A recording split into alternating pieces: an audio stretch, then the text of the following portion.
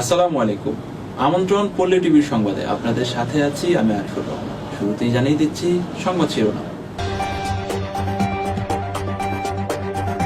পড়ালেখায় গাড়ি চাপায় নিহত শিক্ষার্থী মুজিবের ঘাতকদের গ্রেফতারের দাবিতে মানববন্ধন।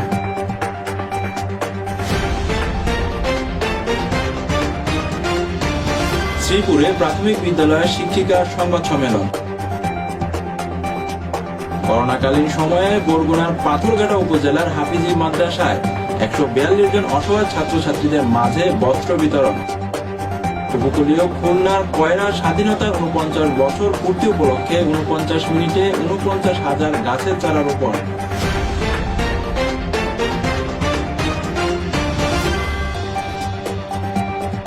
এবং লোহাগাড়ায় নারী নির্যাতনের মিথ্যা অভিযোগের প্রতিবাদে সংবাদ সম্মেলন। মৌলভীবাজারের বড়লেখার ছোটলেখা উচ্চ বিদ্যালয়ের 10ম শ্রেণীর ছাত্র মোহাম্মদ মুজিবুর রহমান বাস চাপায় নিহত হয়েছে।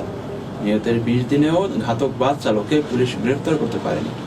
ঘাতকদের গ্রেফতারের প্রতিবাদে গতকাল ছোটলেখা উচ্চ বিদ্যালয়ের শিক্ষক, অভিভাবক ও এলাকাবাসী বড়লেখা শাহবাজপুর আঞ্চলিক মহাসড়কে 1 ঘণ্টা মানববন্ধন কর্মসূচি পালন করেছে।